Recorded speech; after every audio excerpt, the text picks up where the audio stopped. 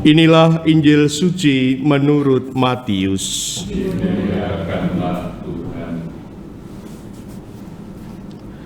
Pada suatu hari Sabat, Yesus dan murid-muridnya berjalan di ladang gandum.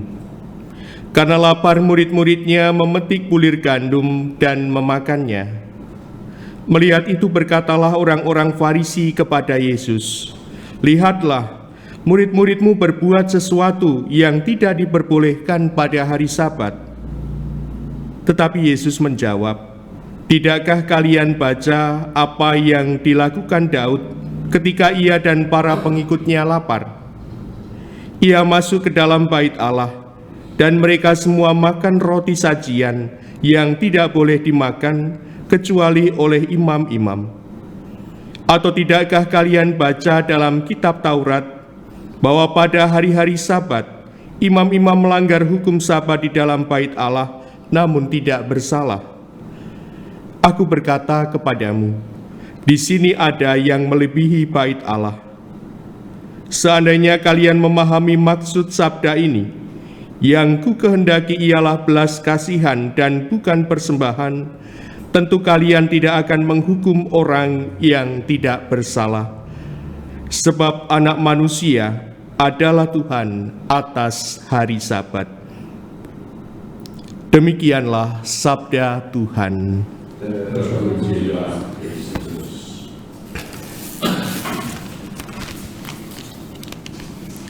Saudara-saudari yang terkasih, kita tentu bergembira ketika kita menerima pertolongan dan belas kasih dari Allah dengan aneka macam jenisnya. Kalau kita sadari dengan profesi ataupun karya-karya kita, mungkin kita tidak begitu ahli. Tetapi ketika kita mengalami kesulitan, masih ada orang yang mau datang membantu. Ketika kita kurang memahami sesuatu, masih ada orang lain dengan pengetahuannya yang hadir untuk membantu kita. Apa yang telah dilakukan orang yang membantu, yang dijumpai dalam keadaan kesulitan, terkandung harapan supaya mereka yang ada dalam kesulitan itu bisa menemukan jalan keluarnya.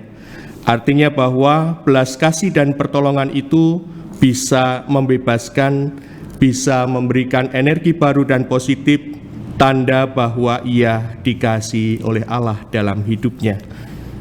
Dari bacaan pertama dari kitab Nabi Yesaya, belas kasih Allah juga hadir dalam hidup Hizkia yang mengalami sakit keras.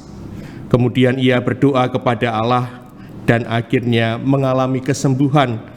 Bahkan mungkin lebih dari yang diharapkan, Allah masih menambah 15 tahun lagi untuk mengalami kehidupan. Mungkin saat itu harapannya akan kesembuhan sudah tipis, tetapi akhirnya Allah memberikan belas kasih yang melimpah bagi hidupnya.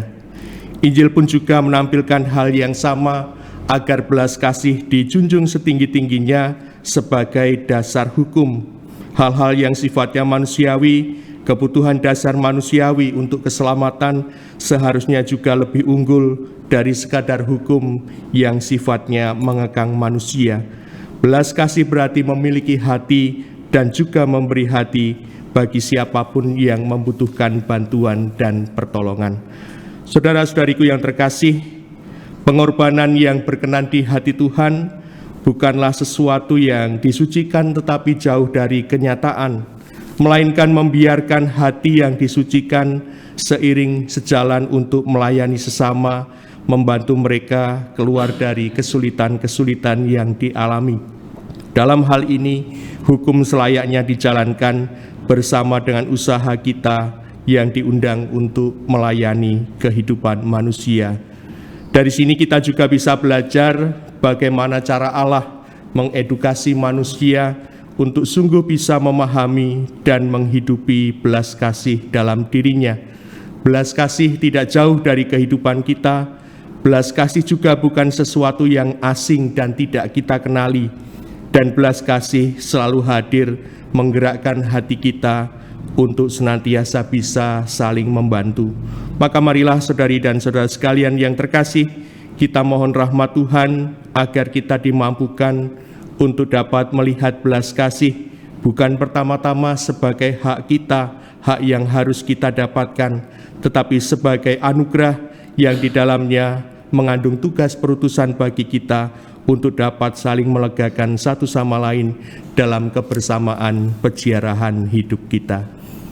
Kemuliaan kepada Bapa dan Putra dan Roh Kudus. Seperti pada permulaan, sekarang,